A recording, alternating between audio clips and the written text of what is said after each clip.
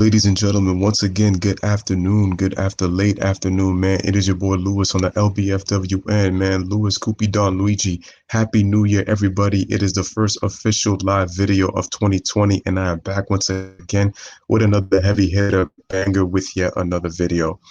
And ladies and gentlemen, as you can see, the title of this video and the theme that we are talking about is a sad day in the NBA, ladies and gentlemen. Breaking news for you guys. Hall of Fame Commissioner David Stern, former Commissioner of the NBA David Stern, passed away at the age of 77 due to brain hemorrhage. It is a really sad day for the game of basketball. You know, I was very surprised to hear that David Stern had passed away. Because if you guys remember, David Stern had brain hemorrhage. He had suffered it and collapsed in a New York City restaurant. And he was in critical condition when he had suffered this ailment, and so it's very sad, because he meant a lot to the game of basketball.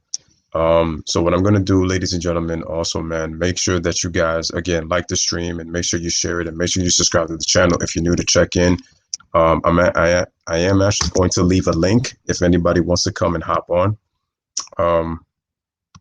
To make sure that you guys could come and, want to share your thoughts on it. And I'm just going to put the link right there. Once again, shout out to my homegirl, Patricia Sutton. You already know what it is. She says she just got off of work and she's surprised by the news. Once again, appreciate you, sis, as always.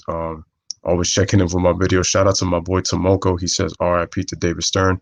I know. So, ladies and gentlemen, it's crazy how it's one way to start the new year that we already hear that he passed away. So I just wanted to read off.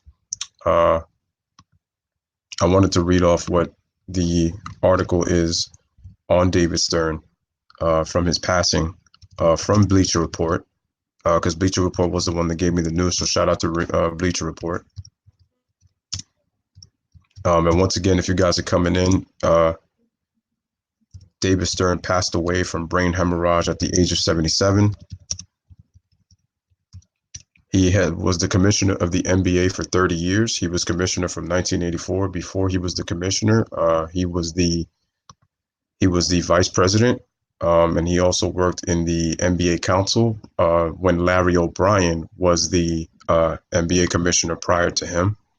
And what's up? Give me 1 second, guys. I gotta come here every day all right, ladies and gentlemen. So as I'm reading, it says once again, former NBA Commissioner David Stern dies at the age of 77 after brain hemorrhage. I just want to read what it says. Like I said, anybody who wants to come through, once again, let me know. And shout out to once again to the first lady of the LBFWN. Shout out to my girl Patricia Sutton, who says she liked and shared already. I appreciate you as always, sis. So let me just read. So it says former NBA Commissioner David Stern died Wednesday at the age of 77. He suffered brain hemorrhage on December 12th. The NBA issued a statement, from them. It's a little bit long, so I'm not going to go through. So it basically says, according to ESPN, David Stern was transported from a New York City restaurant to Mount Sinai West Medical Center to undergo emergency surgery after suffering brain hemorrhage. He had collapsed at a restaurant, during nighttime. So it says Stern succeeded Larry O'Brien as the NBA's commissioner in 1984 after serving as the NBA's general counsel and then executive vice president of the NBA. He would remain role as commissioner until his retirement in 2014. He was responsible, ladies and gentlemen, for the NBA draft lottery that started in 1985. And so it says during his 30-year tenure, he oversaw significant changes and events in the NBA, including the addition of 7 new franchises and 6 relocations. I mean, it's the same thing that a lot of people like to talk about, that how Jordan took advantage of the expansion era when he was responsible for the 7 new franchises and 6 different relocations of teams. One of those relocations would have to be the Seattle Supersonics going to Oklahoma City, for example, or the Vancouver Grizzlies, who were originally from British Columbia. They end up going to Memphis, so that was another relocation. And so there's just quite a few of them. So it says per ESPN, the NBA's television revenue increased by 40 times under David Stern, and the average of player salary ballooned from 250,000 per year to 5 million per year as well. So that's why if you're an NBA player of today, you really ought to thank David Stern for what he's meant to the NBA and how these players have the large contracts that they have because he helped make the game global, especially with marketing MJ, uh, who's been arguably what the most marketable player in league history. Um, David Stern made the game global, ladies and gentlemen. So I say that players who make all this money from these organizations, they need to thank David Stern because the NBA revenue isn't where it's at today without his vision. And he served as commissioner for 30 years. So in continuing, it says one of Stern's greatest accomplishments was the formation of the WNBA in 97. And right now, ladies and gentlemen, the WNBA is 22 years strong. So, congratulations to the women and the WNBA players, for the formation of the WNBA. Since that time is, still going. So shout out to the WNBA and women's basketball. It says the WNBA has been the premier basketball league for women's players ever since, and it owns television deals with ABC, ESPN, NBA TV, and CBS Sports Network. Like people forget that David Stern was able to put CBS was prime time when they were doing games in the 80s. A lot of the games were televised by CBS. And then then in, I believe, the 89-90 season, they started to move to TNT. And people forget that in 1991, if you guys remember the NBA on NBC, like that was probably like my favorite. That was it, basketball games were so fun to watch and so anticipated when the NBA was on NBC primetime. And remember, David Stern helped create that. We saw a lot of great nationally televised games, a lot of nationally televised matchups. The NBA on NBC, I mean, if you play the song, it's I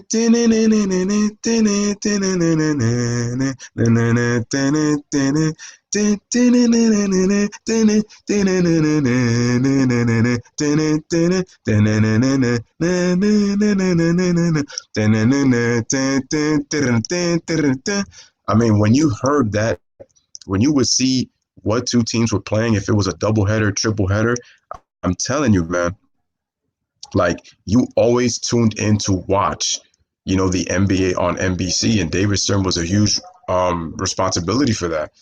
The NBA on NBC had an 11-year contract from 1991 to 2002, and I remember when ESPN and ABC ended up buying the rights and partnership with the NBA. I was very sad because I felt like that it wasn't going to be the same. And don't get me wrong, we still have had great moments, on ESPN and ABC, watching the NBA, of course. But like there was just nothing like that magic um, with the NBA on NBC, man. It was just endearing. That's what made it so special. So let me continue. It says one of thanks to his contributions during nearly 50 years of association with the NBA, Stern was inducted in the Naismith Basketball Hall of Fame in 2014. Basically, they're talking about his birthday. He had turned 77 in September. He attended Rutgers University and graduated from Columbia Law School in 66. So before he was joining the NBA, he was actually a lawyer. So he already had a profession before that. So he was a lawyer before he became an NBA commissioner. So you can tell that he's had a very, very successful life.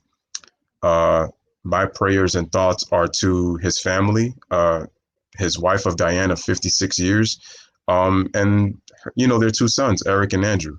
I know that this is a very difficult time for all of them. I hope that they're able to get through this, and my thoughts and prayers are with the three of them and the rest of the Stern family. Uh, I wanted to get Michael Jordan's thoughts, and then I'm actually going to read thoughts from a lot of players around the league. So once again, ladies and gentlemen, smash the like button as you guys come in. Uh, Shout out to my man Omar Page, who says salute. Salute to my man Omar Page.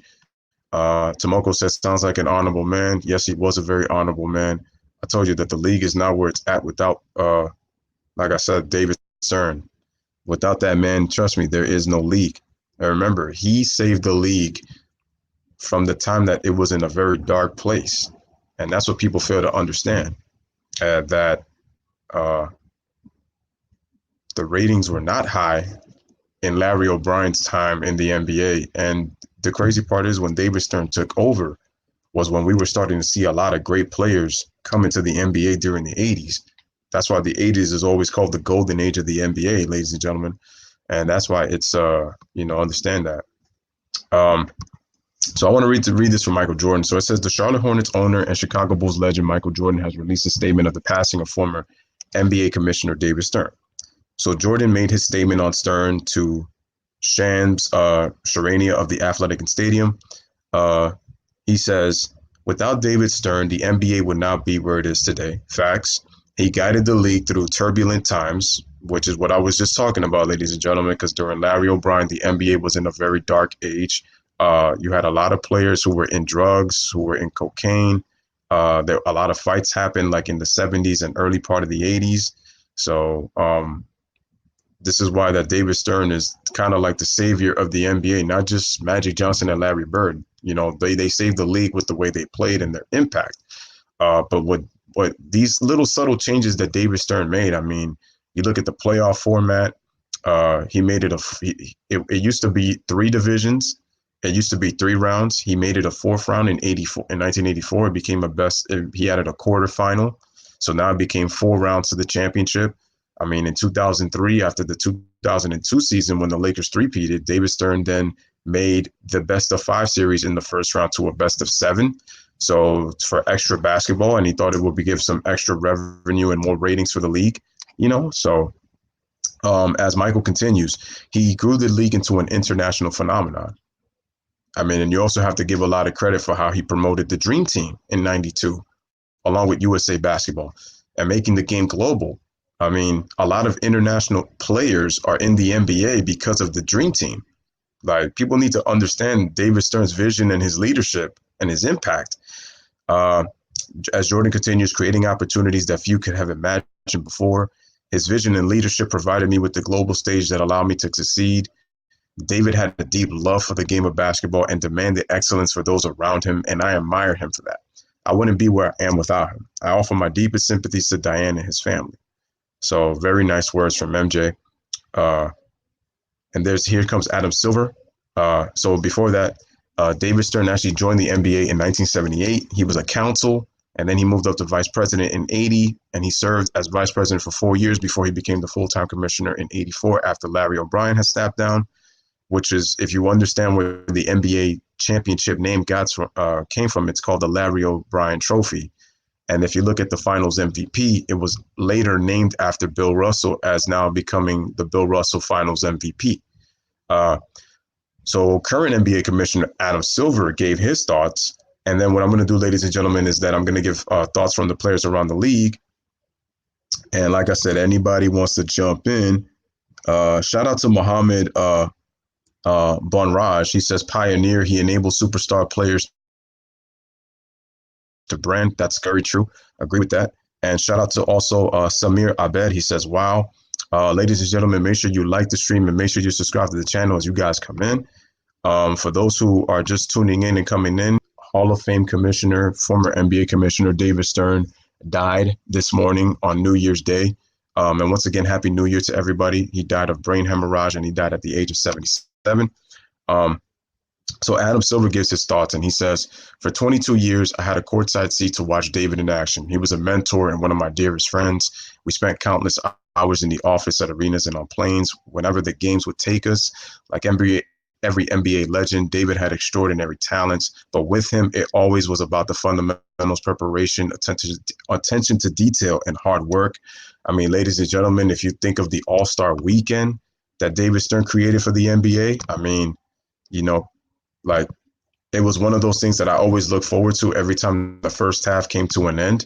So, you know, it was pretty crazy, man. It's like, I mean, look, I know that now the All-Star game, you know what's so crazy? The All-Star game is going to be in Chicago this year in 2020. And I said, you know, it's the house that Michael, Scotty, and Phil Jackson built for those great Bulls teams in the 90s. And that's including Dennis Rodman for the last 3 championships, you know, with John Paxson and Bill Cartwright and Steve Kerr and Luke Longley and Judd Bushler and Scott Burrell, Dickie Simpkins, Robert Parrish, Brian Williams, John Sally. I could go on and on and on and on, you know. So it's so crazy. Um, let me continue. So he also says, Adam Silver, David took over the NBA in '84 with the league at a crossroads, which is what I kept telling you guys, ladies and gentlemen. Like the league was not really the most watched sport back at the early part of the '80s because of what uh, the league was dealing with during the '70s into the early '80s. But of course, over the 30 years as a commissioner, he ushered in the modern global NBA. I agree. He launched groundbreaking media and marketing. And this is the crazy part about it, ladies and gentlemen. I mean, if you really think about it, it's Instagram, Facebook, and Twitter doesn't exist without how David Stern was able to influence media and marketing, and being able to do media and marketing partnerships, creating digital assets, social responsibility, programs, as he continues, that have brought the game to billions of people. Remember, the NBA has become a billionaire enterprise because of how it's been able to reach the billions of people. I mean, if you look at it with David Stern, because of David Stern, the value of NBA teams are now in the millions, and some teams that are even small market teams are in the billions. And with the Knicks being the most marketable franchise, in NBA history. But there's like about 4 or 5, I want to say maybe 6 teams that are worth $1 billion in terms of, you know, team value. Because of David, the NBA is truly a global brand, making him not only one of the greatest sports commissioners of all time, but one of the most influential business leaders of his generation. I mean, you could even basically say that you could arguably make the point that he becomes one of the most influential business leaders in modern American history. That's the impact that David Stern has had in the league, folks.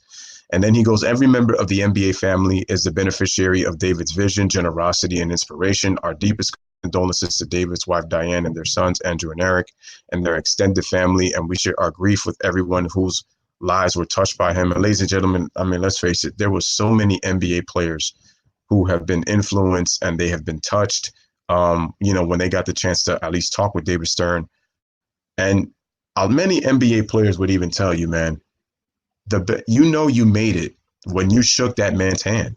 When you got drafted and you walk across that stage and you see David Stern and then you shake his hand, you made it. And that's what a lot of players felt, you know?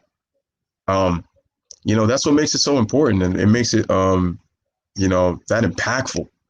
And it makes it sad because I tell people all the time.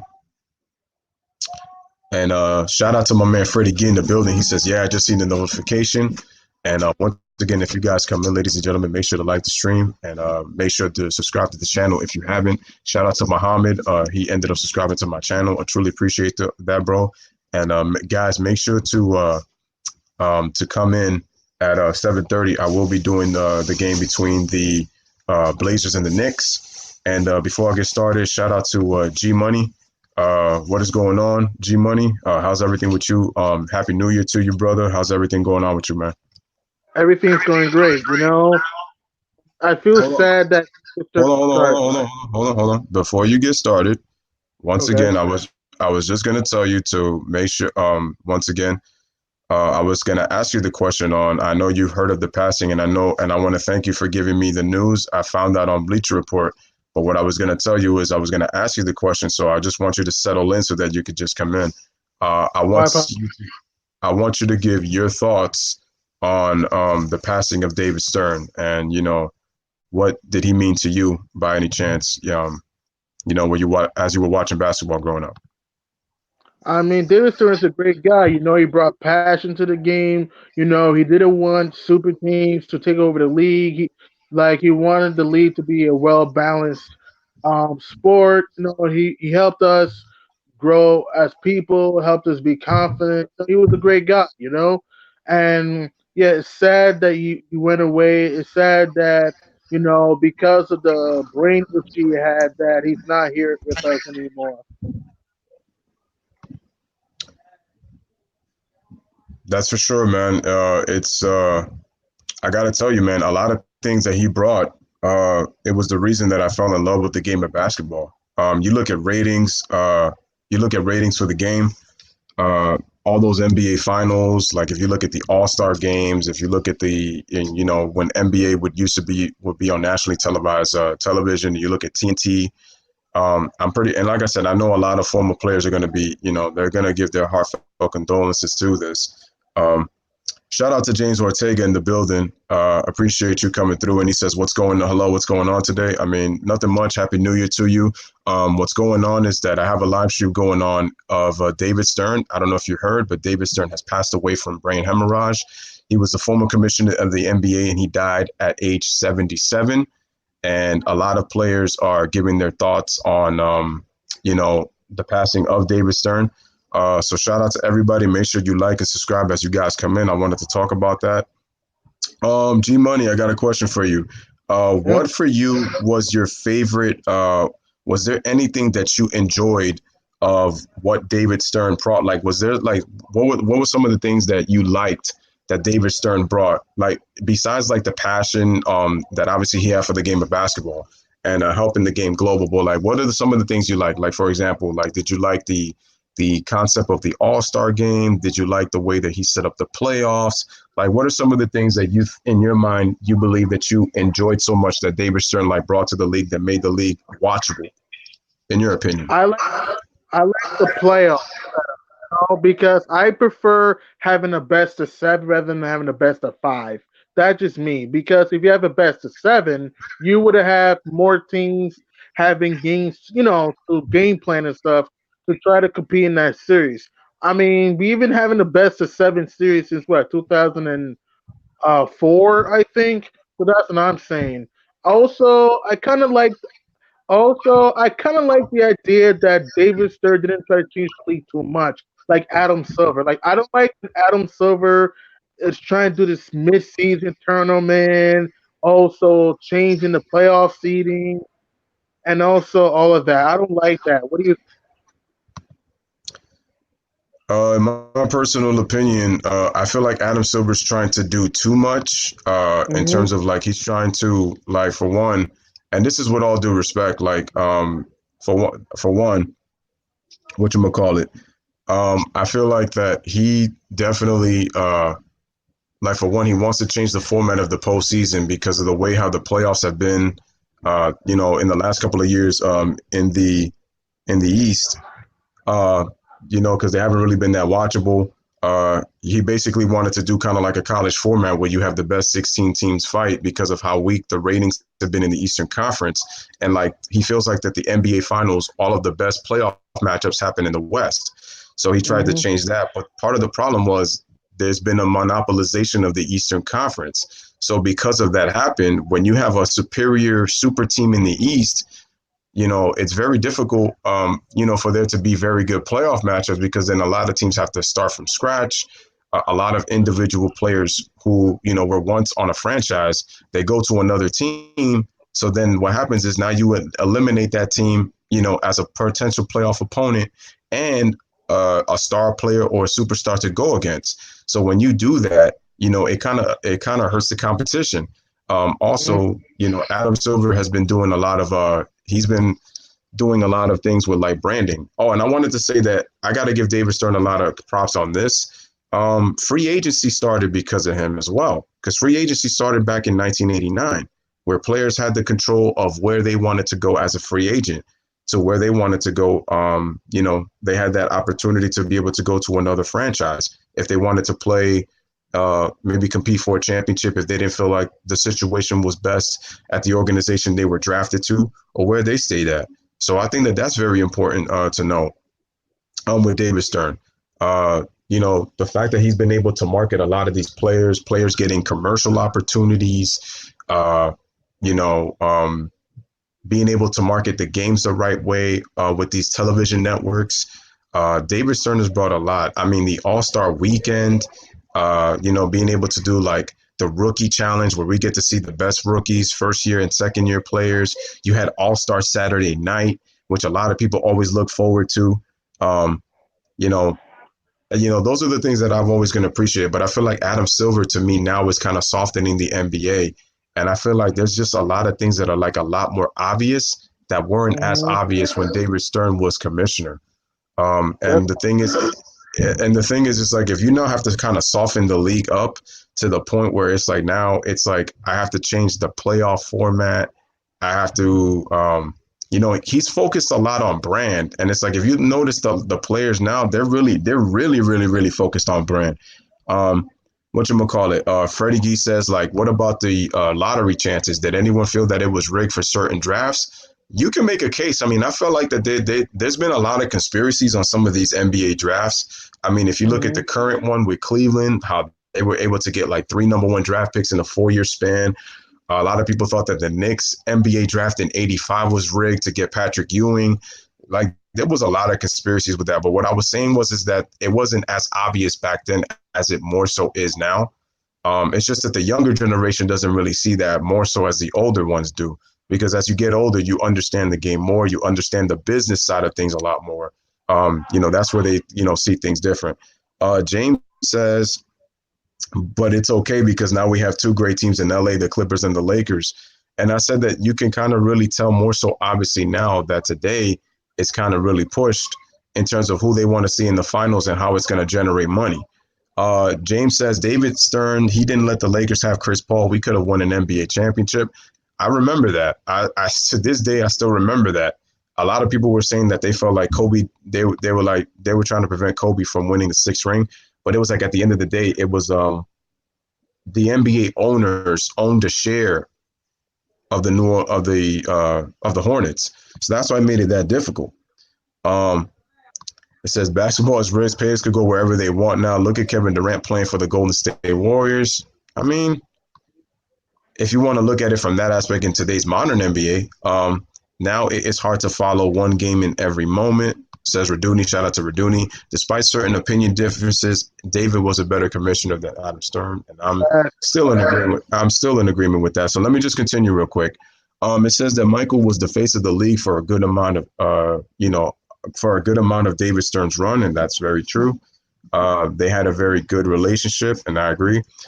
So, ladies and gentlemen, I'm actually going to go through some comments from former players and current players who are sharing their thoughts and condolences with David Stern. So, once again, ladies and gentlemen, like the stream as you guys come in.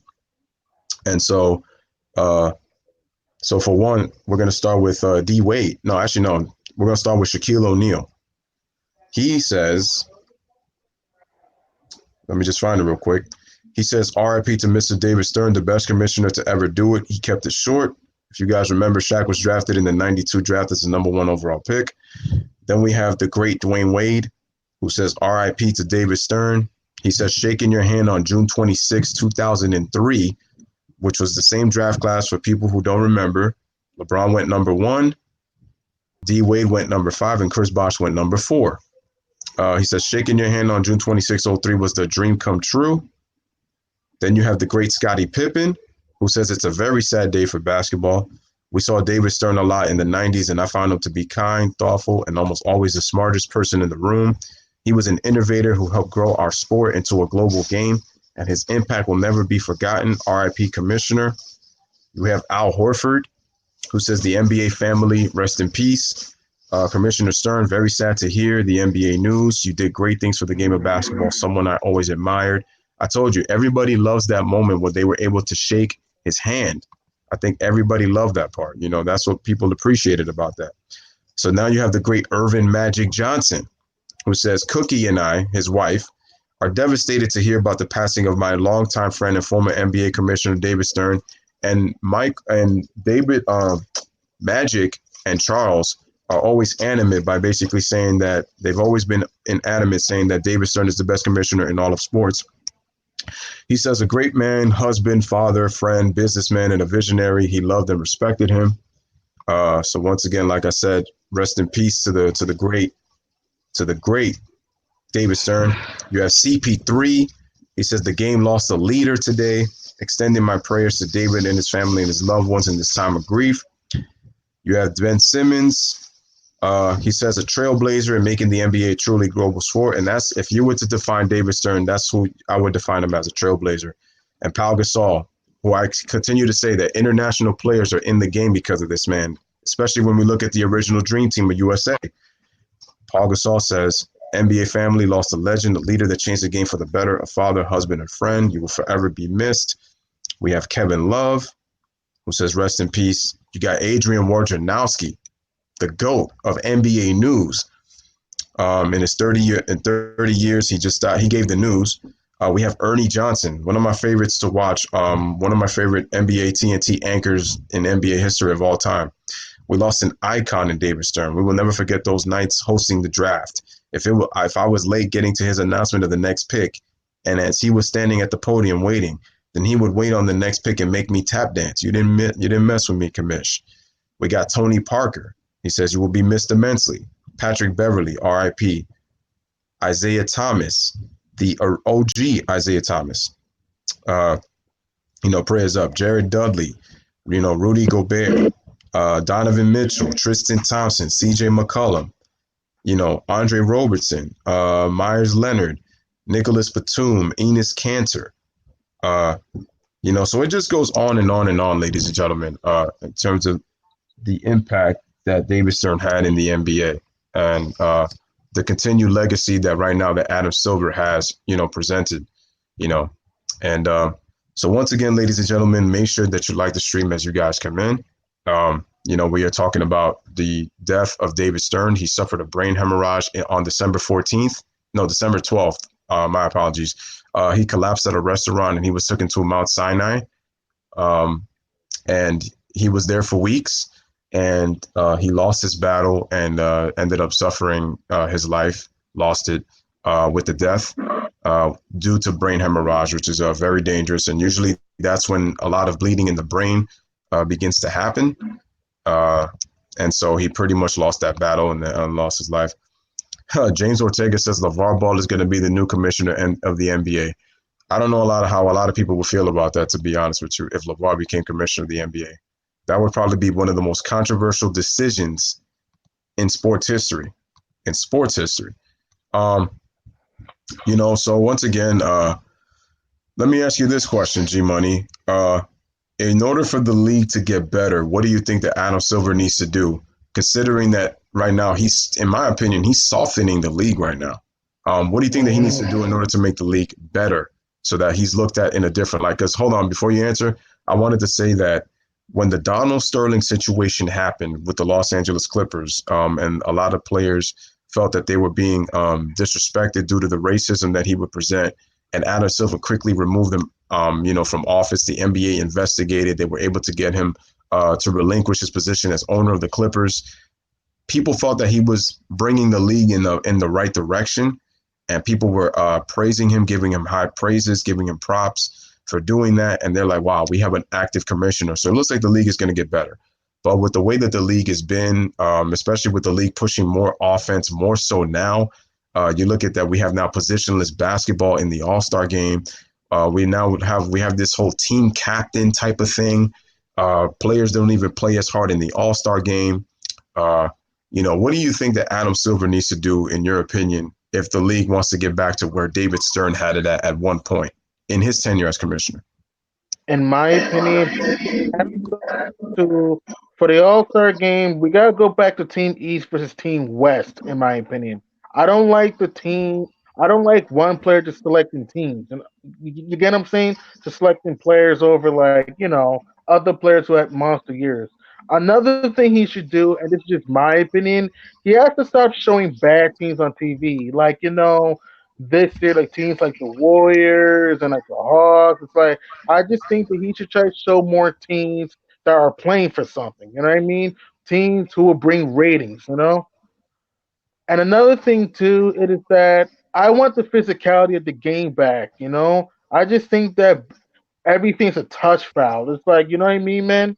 Like you can't hand check anymore. Another thing too that I think Adam Silver should try to fix is hang on is yeah, it's also to try to prevent super teams from happening. Because like when the Golden State Warriors super team with Durant came in, many people weren't invested in the league anymore because many people predict who's going to be the winner. I think if Adam Silver just makes a rule that only like two stars can go on one team, I just think it would create more of a balance. You know what I mean? Well, I mean, to piggyback on you with that, I mean, remember when Kevin Durant made the move to Golden State, a lot of people weren't happy about that. They felt like that the league pretty much had a because now if you look at the way that the NBA Finals is set, you kind of have you have already like a thinking as to who already is going to win. Like we already know who's going to win the NBA championship.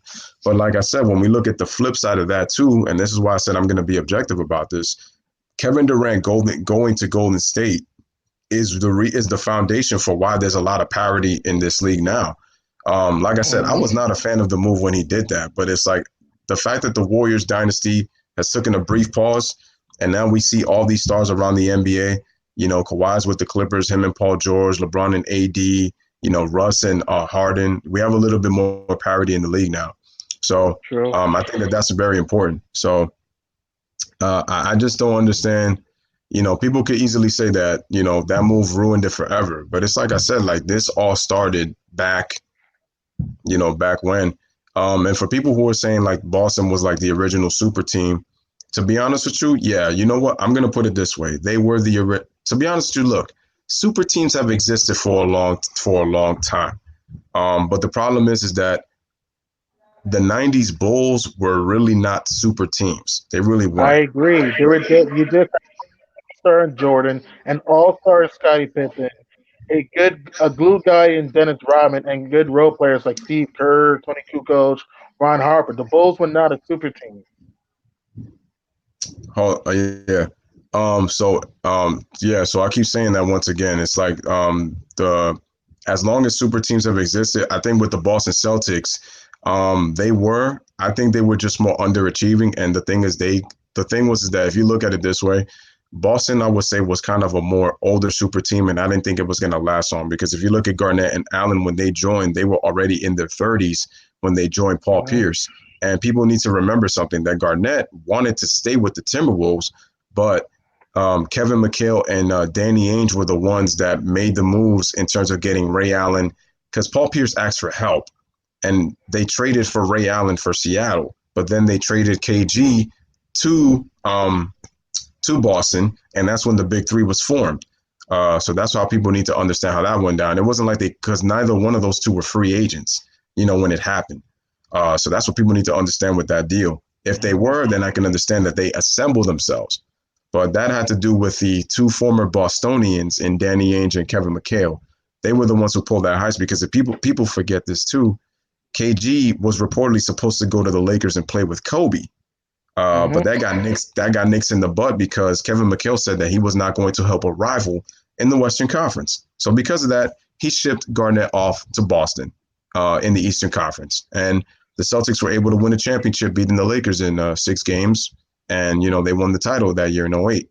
But for me, when I look at this and I look at the with Adam Silver, there's a lot of things that they have to change. For example, I don't like today's rules of the NBA. There's a lot of rules that need to change for me to make the game to Now, be a lot better. For one, not to uh, interrupt you, but what do you think of the coach's role? I didn't hear that last part. Say it again. What did you think about the coach's challenge rule? The coach's challenge rule for me, the instant replay, they're gonna have to be a little bit more consistent with that, man. To be honest with you, they're using these whole coaches challenges. See, Adam Silver's kind of trying to turn this into the NFL. Hmm. In that case, and it's like it's not the NFL, it's the NBA. Like we need to differentiate the sports, and they need to try to do themselves better with instant replay. One thing that they need to do is I feel like they need to put referees that are really going to try to pay attention as many plays as possible. Because one thing that's been inconsistent is there are referees who can look at a play. There could be a clear foul, but they're standing there and they're not making the call. And you could kind of tell that this is kind of it's kind of pretty much setting up the fact that you could kind of tell that there's still kind of this thing where people are believing that certain refs are still trying to help, you know, certain teams win. So they need to fix they need to fix that with some of the referees. They need to get more consistent referees. Um, pretty much get on like again, I feel like with players too, it's like they can't really do too much in terms of showing emotion. Like why certain players should not be getting biases in terms of like hanging on the rim and they don't get a technical, but somebody else because they're a lesser player and they're not the face of the league, for example, end up getting a technical foul. If they're not it's like you can't get a technical if you're a superstar, but if you're not a superstar, you get a technical foul. I just feel like today's rules is just it's horrible. It's really horrible, and I'm I telling you, man. agree. And quite honestly, it's they need to change that. They need to keep they, quite honestly, it's like what they also need to do is with these owners who have stock in these teams, they need to put pressure on them, and Adam Silver needs to do that. In that they need to find a way to try to make their teams competitive. If they're just gonna, because they look at James Dolan, he's been he's been the owner of the Knicks for how long, and we haven't been a competitive team and Like got. We'll, 2000. Like this is crazy. Ever since James Thorne's been our owner, we've made the playoffs. Let me see. 2000, 2001, that's two. 2004, that's three. 2011, that's four. 2012, that's five. And 2013, six. So ever since James Thorne's been our owner, we only made the playoffs 6 times in 20 years. So yeah, you think about that, and look at the disparity too, man. If you look at the last 20 NBA champions from 2000 all the way to 2019, the West has won a lot more championships than the Eastern Conference, which tells you that Mhm, the East really hasn't been like that much competitive, and it just tells you that the Western Conference is still the stronger conference. mhm, So there really hasn't been that much parity. I mean, if you look at the Lakers and the Spurs, from '99 to 2019, those teams have won 10 of the 20 NBA championships. That's mhm. half. That's half. They have half of the league's 20 championships in the last 20 seasons, which just lets you know how dominant the West has been, man. Um, well, okay, so Freddie Gee says that today's offense and defense looks exactly the same as the 80s and 90s outside of the three-point shooting. I'm gonna say No way. I'm going to say that the offense is more of the 80s and the defense is not much more of the 90s. I'm going to say that the today's offense is kind of a watered down version of the 80s, in my opinion. It's just with more emphasis on the 3-point shot. In the 90s Mhm. the 90s was a slower pace, especially the mid 90s. Especially if you go from the mid 90s to about 2004, I want to say from 96, 97 to 2004, it was 2005. Go 2005. Because late Pistons, Spurs, and the finals was kind of grinded out. Go to 2005. right. Um, no, yeah, even that's well, if you're looking at the NBA finals, but I'm just saying the league as a whole in terms of like how Mhm. defensive it was. Uh, Especially if you look at 2004, that was actually the most it was arguably the best defensive era for 1 year in NBA history. If you look at some of the numbers, especially because I believe the Spurs had the defensive rating, I believe it was 94, which is the lowest in history. And then the very next year, when they started to change some of the rules, their defensive rating, it was still below 100, but it went up all the way up to 100. And I think it was up to 99. So, and so let me just look into the comments real quick because I find it kind of interesting. Uh, James Ortega says Adam Silver is a dork. He knows nothing about sports. I mean, a lot of these guys, because you know what it is. A lot of these guys who haven't played sports, it's about the business side of things. That's the thing. If an NBA player truly knows about business, like if they really understand business, then I don't have an issue with them being, you know, a commissioner as long as they understand the business side of it. Because there's players, like I said, who they want to make money, but it's like they don't really understand like the nuances of Well, the NBA. So let me see. So James says that's what I'm saying. Like, why is the NBA commissioner always white and they've never played any sports? I mean, that's kind of like the law of the land, man. When it comes to that, I've always wondered why we've never had like a black commissioner. I've always wondered, things like that. I mean, it was to the point where like, why didn't we have a black president up until Barack Obama, things like that, right? It's because of it's basically America's view. That's kind of the thing. It's about who's supposed to look good, who represents, man, and that's what people don't want to understand. Uh, very very top. Yeah, well, at that time, Freddie, if you look at from '99 to 2010, it's very top heavy in the Western Conference. Um, and I still say that it's kind of watered down. It is. And Raduni says, yeah, early 2000 was the best defensive era. And I'll continue to say that. If you look at the numbers from 99 to 2004, because if you look at just on those alone, it would tell you why that during that time it was the best defensive era. And that's, like I said, today's NBA is a watered down 80s, just more emphasis on the three. Because the 80s, it was a physical era, but it was not a defensive era. The defensive era was in the 90s. The defensive era was in the 90s, early 2000s. But the offense, in terms of the 80s was not a defensive era. It was just more physical, but it was not. If you look at the pace, today's NBA is a watered down 80s, just emphasis on the three. Yeah. Oh, man. Fred says, I wish y'all can watch these hardwood classics with me. LOL. I break that shit down like film, man. It's not a big difference like the NFL. We'll see about that. The Western Conference has always been competitive. That's very true. The 80s and 90s, to be honest with you, the East in the 80s was probably the most competitive. There were a lot of very good teams in the East in the 80s. And I told you that in the 80s was the era of the small forwards. There were a lot of great small forwards that played in the 1980s. And the East was competitive. The East was very competitive in the 80s. Very competitive. It's just in the 90s, it started to become a little bit, it was kind of a balance. In the beginning was kind of the East, and it was a little bit of the West, and then it was kind of back to the East again. So it kind of went a little bit back and forth. But from 99 on, it's been the Western Conference. It's been the West. It was literally who's going to lose to the Spurs or the Lakers? How in the hell is that competitive?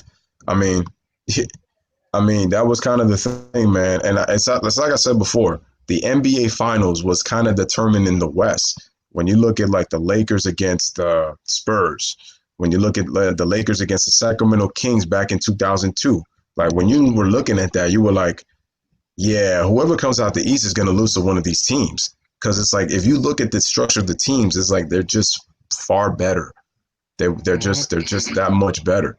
Like, so even if the East had some teams that improved, teams that were starting to get, like, if you look at the Detroit Pistons or the Boston Celtics of that 2002 season, neither one of those teams were going to be a Sacramento Kings or a Los Angeles Lakers because they were just structured better and they were the better team from top to bottom.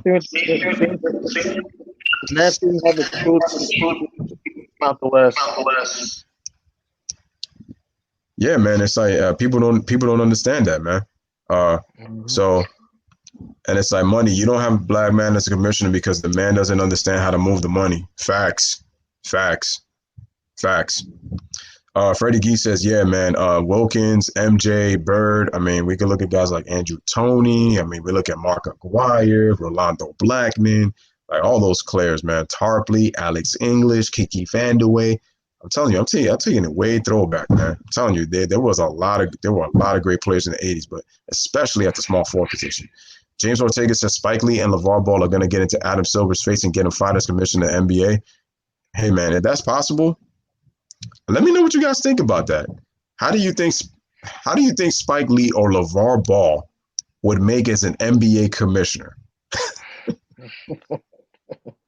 What do you think about that? How would Spike Lee and LeVar Ball make as NBA commissioners of the league if either one of those guys ran the league? Well, I'm going to look at it this way. If LeVar Ball was commissioner, all three of his sons would be on the Lakers playing in the NBA. Let's just put it that way. That's a start. And then with the revenue, I mean, he would probably tinker with that in ways that I couldn't even imagine. And Sean says a black millionaire's mindset is mostly living the fast life, not getting wealthy with longevity. The NBA would be owned by black people if their mindset was different. I do agree with that.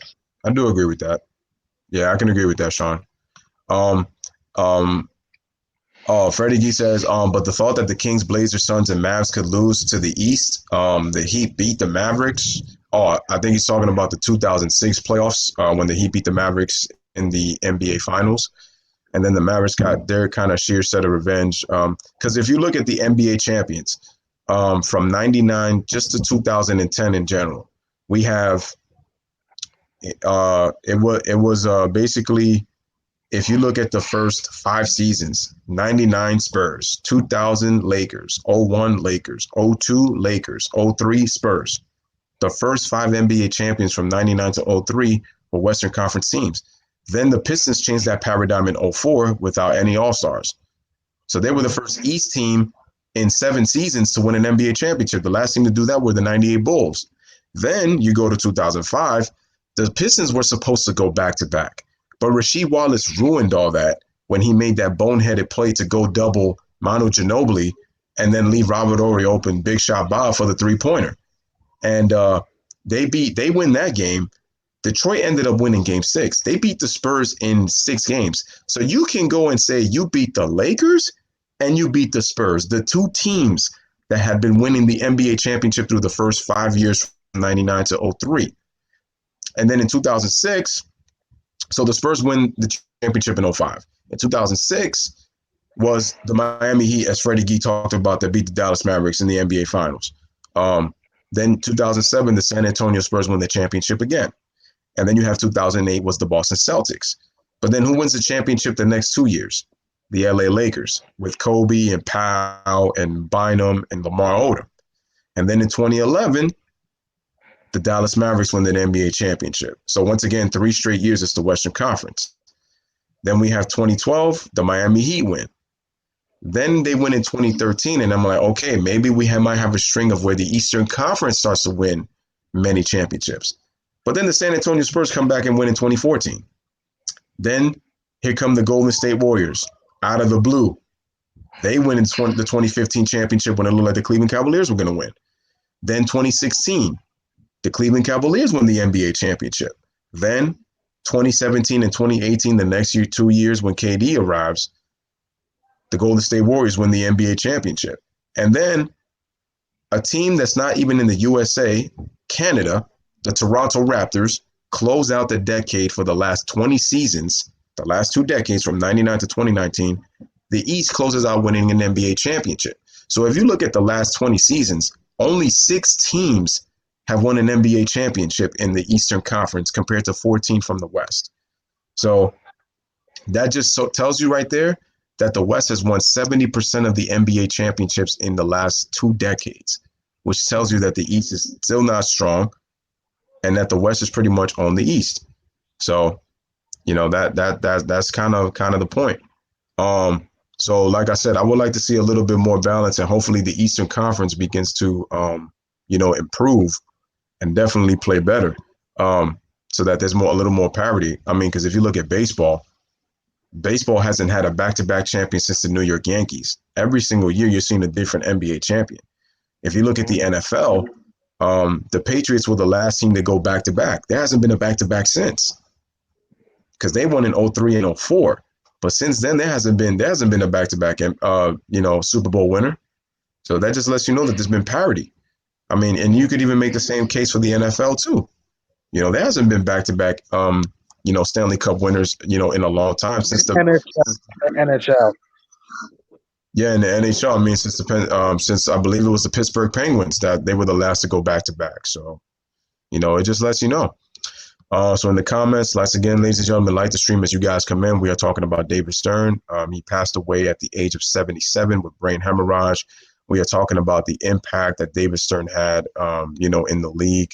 And G Money, got to ask you a question, man. What do you think about the way that David Stern has set up, for players being able to, have the impact in free agency, also players being able to promote their brand?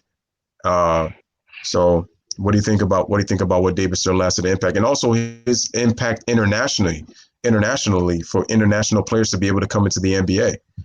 Do you think that international players have helped or hurt the NBA? That's my other question as well. So what do you think about those? I think the international players have helped the NBA, like Luka Doncic right now. Like he was like what from Europe, I think, and he's been a beast. Tony Kukoc one time with the Chicago Bulls. He's not a superstar, but Tony Kukoc was pivotal for the Chicago Bulls dynasty run.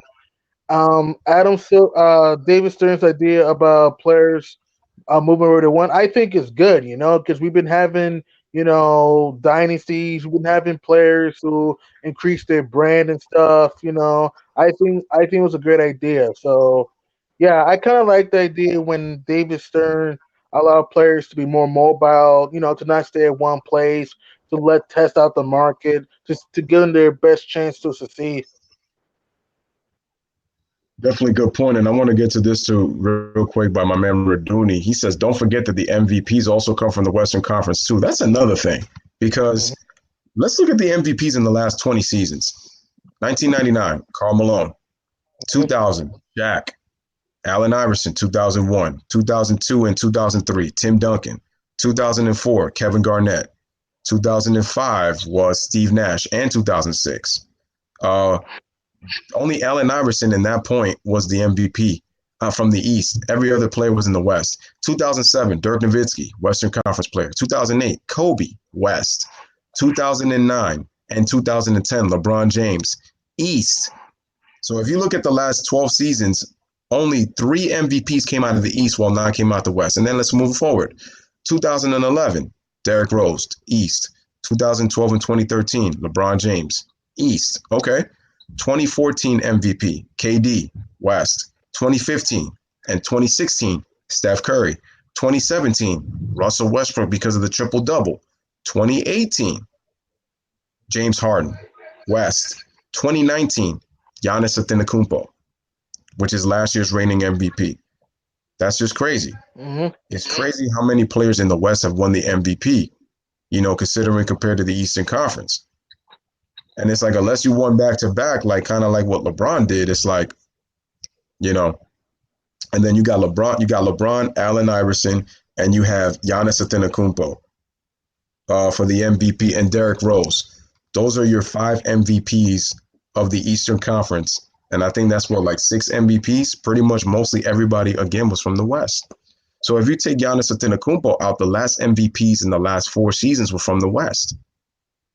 And that to me is crazy. If you look at it, the West has always pretty much won the MVP award. So Raduni makes a great point.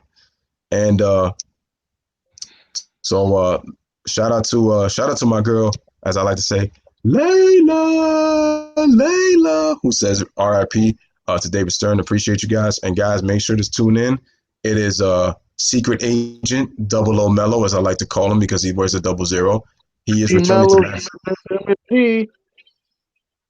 Yes, Carmelo is returning to MSG tonight, and so I'm doing Trailblazers and Knicks tonight. So once again, ladies and gentlemen, like the stream as you guys come in. We're talking about David Stern passing away.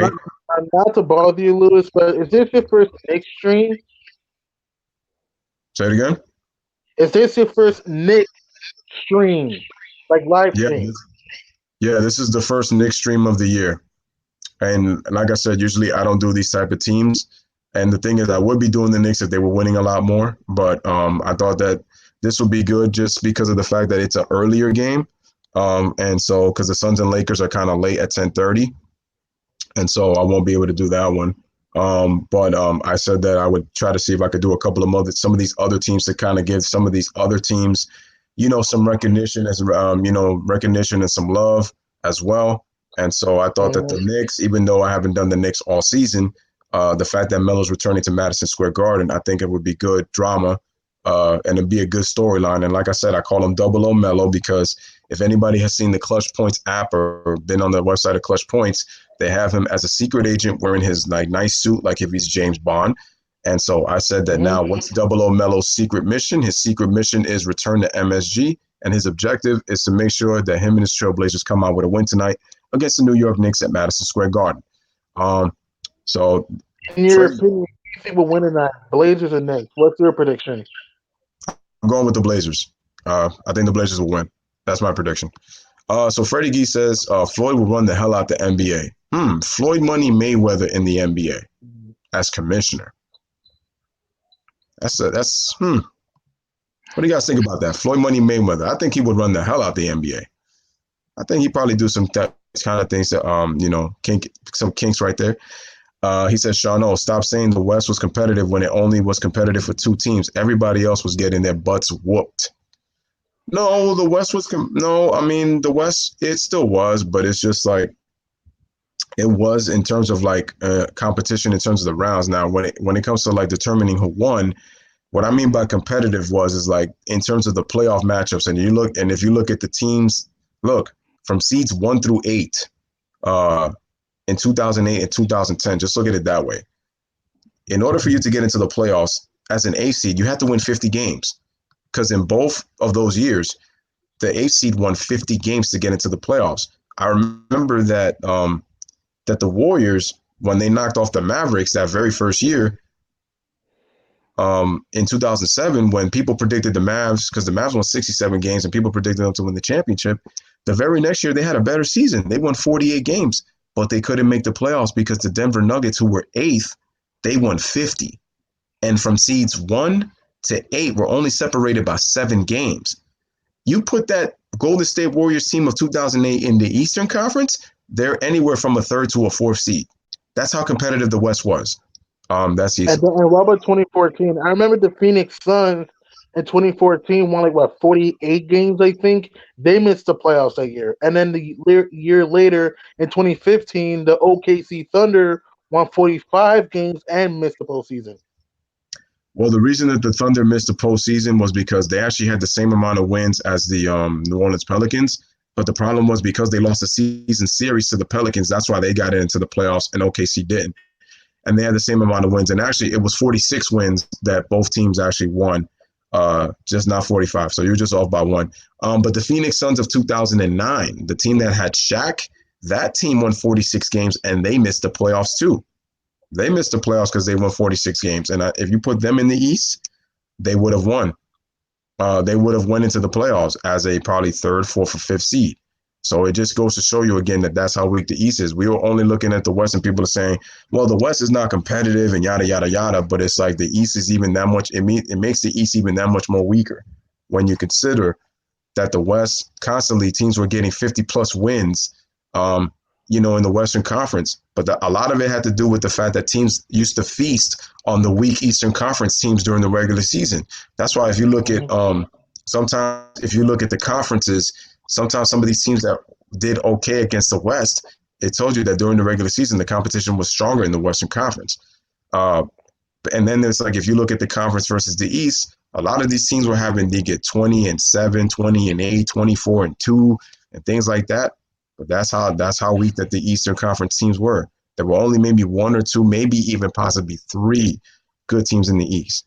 But not to interrupt you, back to Suns. I'm not a Suns fan, but I said the 2014 Suns missed the playoffs, winning 48 games because the Memphis Grizzlies, the Dallas Mavs won 49 that year in 2014. Got you. Okay. So Sean says that that's only 2004, Freddie. It was the last year that the Pistons won. Now look at how many years that the Pistons haven't won a championship or never haven't even come into the playoffs outside the first round. Let me say this. The last time the Pistons made the playoffs was in actually they made the playoffs last year. But they haven't won a game in the playoffs, I believe, 2000, since 2008. look at that. 2008 was the last time they won a playoff game. The last time they won a playoff game, and it was actually the last time that they went past the first round. As a matter of fact, against the Celtics. They went to the Eastern Conference Finals against Boston, and that was Detroit's 5th straight trip, or I think 6th straight trip to the conference finals at that time. And after that, that was pretty much the last time Detroit was even really that relevant when you consider, that they won the 2004 NBA Finals. They went to the finals the very next year. So that's why it's important to know that they definitely could have Detroit could have been a dynasty, but they kind of screwed that all up with what happened with Rashid. So that to me is what I can tell you that's the most important thing. So let me just look in the comments real quick. Let me see. Freddie Gee says the record, yes, competitive, but your record doesn't matter in the playoffs when you lose to the Lakers or the Spurs every year. But this is why I also say this, Freddie. This is why I hate when people keep using these like head-to-head matchups when players go against each other when it's about teams. And I always keep telling you, if you don't meet in the playoffs, then regular season records don't really matter. Because if we're going to say this about the record, about how it's competitive and it doesn't mean anything in the playoffs, it's the same thing when we talk about players, folks. Like, for example, you could tell me that, oh, LeBron owns Kobe Bryant in the regular season. He's 16-6 against him. But did those guys ever meet in the postseason? No. So we can't. So we can't. So we can't really judge on like who really owned who. So you could say, and it's like there were a lot of factors in that. I mean, let's look at the fact that LeBron has even had quite a few better teams in that, too. And but at the same time, he's also beaten very good teams that Kobe was on as well. I mean, if you want to look at, if you want to look at it from that standpoint. So I mean, that's what it is. So James Turkle, who basically says, uh, he says Southern California has the best basketball players in the NBA. Kawhi Leonard, that's a good one. Kawhi Leonard, Paul George, James Harden, Klay Thompson, Russell Westbrook. They're all from LA. Yeah, no, that's correct. They're all from California, man. All those Southern Cal kids. And if you think that Kobe Bryant ain't influenced them, remember he played 20 years with the Los Angeles Lakers, and a lot of those guys that are mentioned right there grew up watching Kobe Bryant. So Kobe Bryant, it's funny. You're talking about an East Coast cat from Philadelphia influence a lot of Southern Californian players to be in the NBA. It shows you the kind of impact that Kobe's had in Cali. That's why people are always going to be calling Kobe Bryant, the GOAT, or Kobe is top 5, or Kobe's top 10, and all this. They're always going to back up Kobe for that reason. It's because of the influence he had in California. That's why they're going to do that. Now, I don't think that personally, but I'm just saying that from that standpoint, you know. Um, yeah, like I said, that was a good one. So shout out to Chris Descent. He says Turkoglu of the Magic was one of the top 2 stars of that team. If you look at that 2009 Orlando Magic team, I mean, Turkoglu was hitting some big shots for that Orlando Magic team in the 2009 playoffs, and I focus on that because he really hit some big shots on there. But let me just look at that. Sean says that the argument of why there's no black commissioner or owner in the NBA is like why some black people still buy Eurocentric clothing from racists. They're followers more than game changers. That's facts. Those are facts. That's a problem. We don't have enough leaders because if we look at it, man, and if we really wanted to get deep into this, a lot of these guys are always looking for attention and looking for a hug instead of being leaders and game changers.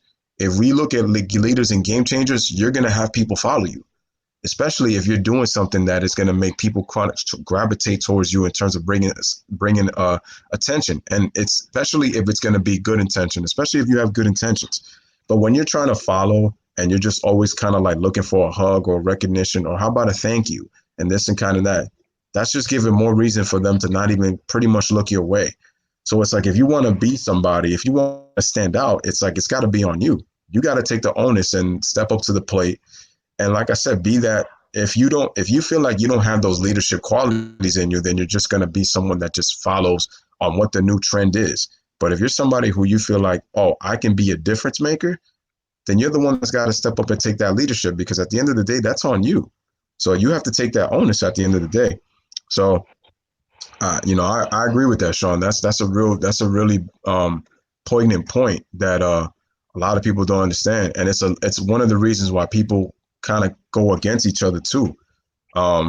It's because they say what they don't have, but they don't focus on what they have. So it's like you don't use your resources. It's like you want other resources and you feel like you don't have the resources at your disposal. You got to try to use what you have to be able to eventually build on what you don't have. And as difficult as that is, you got to try to make use of what you have. I think some people don't, you want to focus on what other people have, and then it kind of pretty much holds you back. And it's like we can't focus on that. We got to focus on what we have and then try to strive to move forward. I mean, there are some people. I mean, look, man, there are some people who are, poor, who don't have as much as the rich, and they're making moves because it's like it's about the mindset. You gotta be aggressive, man. I mean, that's the key. If you have an aggressive mindset, you can still go places. You may not have it right away, man, but eventually it's gonna come to you, and people are gonna take notice. I mean, especially there's people in this world who don't like people that, again, that are those type of that they have that type of personality, they have that type of trait, because they look at it as like, well, I'm not doing great, so why should they do great? So they do their best to try to bring people down too, man. It's true. So that's the kind of thing. That's the key. I mean, and the thing is also, if you look at it, I mean, how much have we dealt with racism for such a long time? One of the reasons that people don't want to view a black president is because of what they think is going to happen to whites if they were to take power. They think that probably we're going to have reverse discrimination over again, and now whites are going to have to be forced to suffer the way that blacks did for hundreds and hundreds for years and centuries. So that's one of the reasons, in my opinion, why people don't want to look at, you know, Someone else. and that's a very point.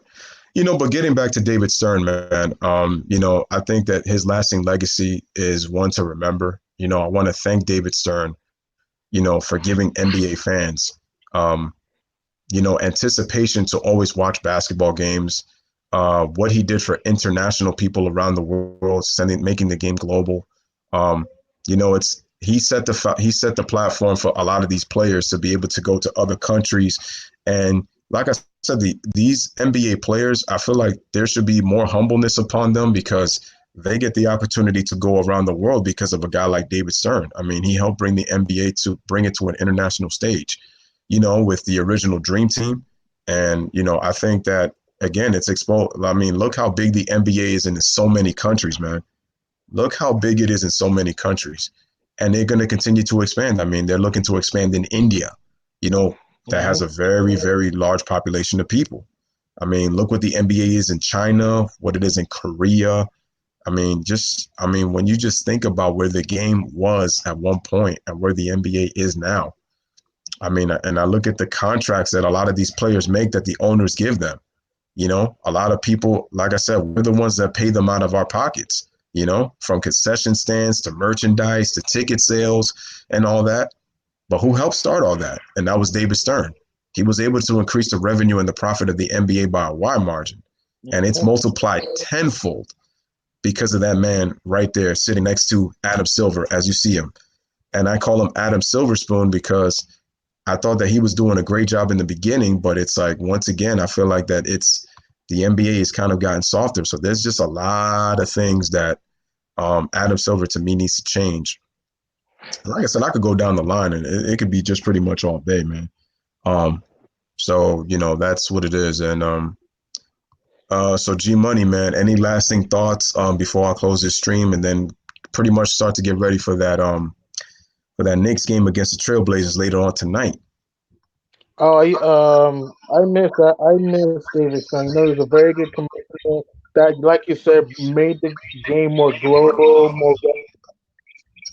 And I think Adam Silver, he's a decent commissioner, but he really needs to stop changing so many rules and making the game too soft. You know what I mean? I think they need to try to let players be players and try to, make the game a little bit more physical again. That's the thing. I don't like cupcake league when everything's a foul and the 3-point shooting league. I liked it more in the 90s and early 2000s when it was more of a back to the basket type league, pounding the paint. You know what I mean? So I think Adam Silver really needs to change that to make it back to the way it was. I agree with that, and I'm gonna say this, man. What you call it? Oh wait, before Chris Tassan says, is it true that the Warriors took Towns from the Wolves? No, they haven't taken them yet. David Dunn, yeah, no. There's room that Karl Anthony Towns can possibly be a Golden State Warrior only because the Warriors are actually monitoring him, and that Karl Anthony Towns has wanted out from Minnesota. He doesn't like the situation that he's in Minnesota, and he wants to pretty much get out. So that's why that they're basically saying that the Warriors might get him. And I did a live stream. You could go check that out. That G Money was on with me on, Karl Anthony Towns possibly going to Golden State and who could possibly trade for Karl Anthony Towns if he was to land in Golden State. And I said that I think that D'Angelo Russell would definitely have to be in that deal and that they would have to need another team, to get in there. You know what? Here's one thing that I want Adam Silver to change. He needs to eliminate the team captains for this All-Star game. It's bogus. That's what I'm saying, yes. Also, I would love for the players to wear their original jerseys from their teams and keep it East Hmm. versus West. I don't like this constant changing color jerseys of the All-Star game, especially with the fact that you already know that this is about marketing. When I see all these brands on these jerseys and changing them, it's like I've lost the taste of it. Like I'd rather see if you look, I mean, let's go back to like 2000. No, you could go back. Look, you could even go back at least from 97 to 2002. Look at the jerseys that were worn in the All Star game. All the teams were wearing their home color jerseys or their road jerseys of their teams. I like that. They never should have changed that in the beginning in the first place. But some of these jerseys, some of the colors, some of the designs, they look horrible. And number two, Hmm. I would love to see the competitive side of the game again. To see Steph Curry lay down on a Giannis Antetokounmpo windmill dunk, that to me showed me how of a joke the All Star game is, especially when I'm seeing games in the 180s and the 190s. Teams shoot these players just shooting 3 pointers like if the All Star game just doesn't mean anything. And the All Star game is pretty much it's lost its value. So I don't like it. And people saying that, well, the All Star game is actually taking a step in the right direction. No, it hasn't. No, it's not. No defense, just jacking a bunch of shots. And like you said, I wish players just wore their original jerseys they we usually see them wear. It just brings out the passion that they have for the game and stuff. We don't have that much anymore. And that's what I'm saying. And like, I just look at the way that the games were. I like the fact that players used to like to have fun in the beginning of the game, but they were still competitive. And then when it came to the fourth quarter, like guys really wanted to win the basketball game, and that's what I miss about the All Star games. Even in the I would even go as far as like 2012, even 2013, like All Star games, like right about there. I just feel like from then on, it's lost its it's pretty much lost its value and its worth. And now that I look at these All Star games, it's like I don't even tune in. I'm like I look at the All Star Saturday night, and I'm like if that doesn't seem interesting, then I'm not going to pretty much be watching the All Star game. The funny thing is, I will be doing the All Star game in terms of coverage, so I will be doing that, and I will be doing All Star Saturday night. I think it'll be something interesting. Hmm. Like doing the skills challenge or doing these 3-on-3s and the 3 point shootout. The crazy part is the 3 point shootout has probably been the only most interesting thing that has been there, with the exception of that dunk contest between Zach LaVine and Aaron Gordon. I missed that. That dunk contest was great. Okay, That we was. need, and like I said, I feel like they need to put the right dunkers in the dunk contest. We need people who are creative, not people who have high leaping ability, but they don't know how to create dunks. You can't just have people who jump high, because to me that's just going to be an embarrassment, especially like if they don't really know what kind of dunk they can make, especially if they do it. The thing is also, I understand it's very difficult to do dunks that have already been done in past dunk contests. So I understand that. I really do understand that. Um, so I think it's important that they need to bring players who, again, have a creative mindset in terms of what dunks to do, and try to have a proper way to use the props. But like I said, make the dunk creative, because I feel like there's too much hype going on with these dunks, but it's really lacking flair. And then when the dunk is Hmm. done, it's I've seen that dunk before. It's pretty basic.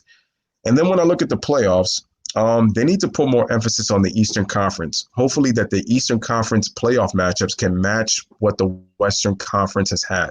Because even in the first round, the East playoffs have been very boring to watch. And if you look at the West, you're like, wow, that's a nice matchup. That's a nice matchup. That's a Hmm. nice matchup. That's a nice matchup.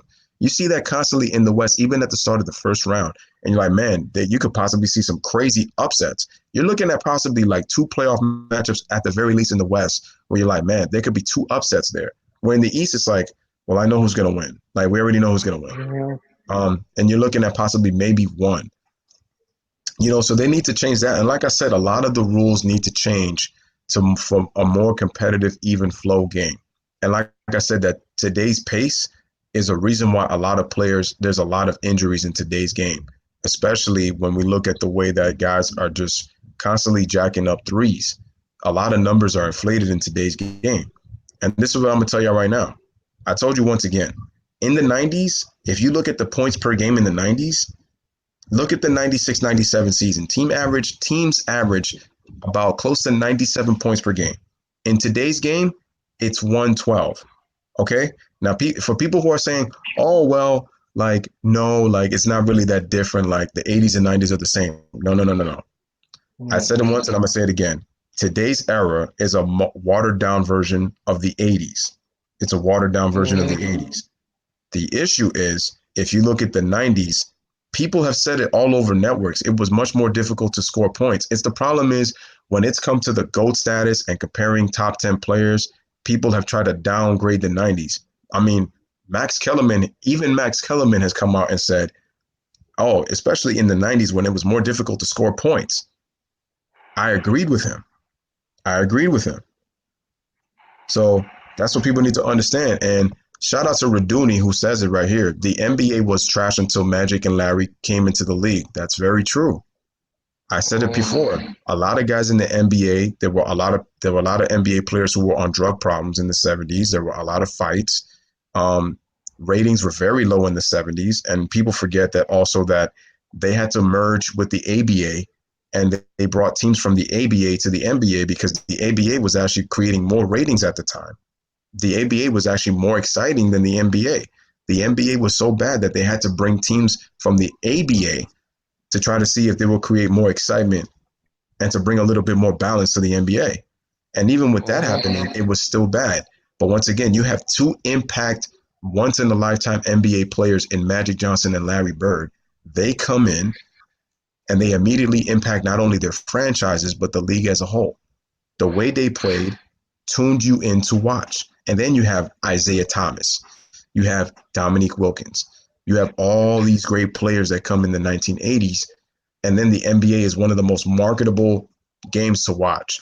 Then the All-Star games become fun. The All-Star games become competitive to watch. I'm telling you, I get nostalgia watching a lot of these classic games. And that's why I said that the NBA, from a competition standpoint, is not where it once was. A lot of that has to do with the value that the game is at today. Because of players wanting money, it takes away the competition.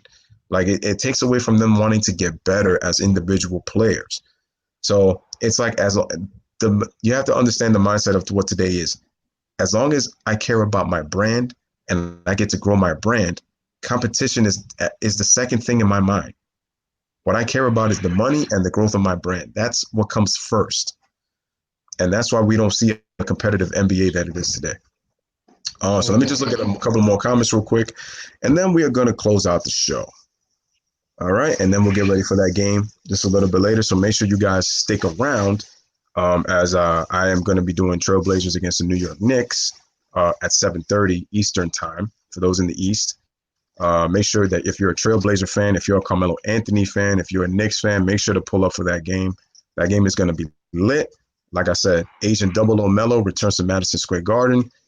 I told you right now, operation, return to MSG, objective, beat the Knicks and win for the Trailblazers because they've been struggling. And that I don't last think loss. they'll do it. Bring it back in the I didn't hear what you said, G Money. Portland's one game back at the Yep. All right. So Freddie says 1-8 and 2-7 East matchups are usually trash. Those are facts. I agree. I agree with that. Usually the 4-5s are the one. The 4-5 matchup is actually the more interesting one, and at times the 3 versus 6, but more so the 4-5 matches is actually the more interesting one.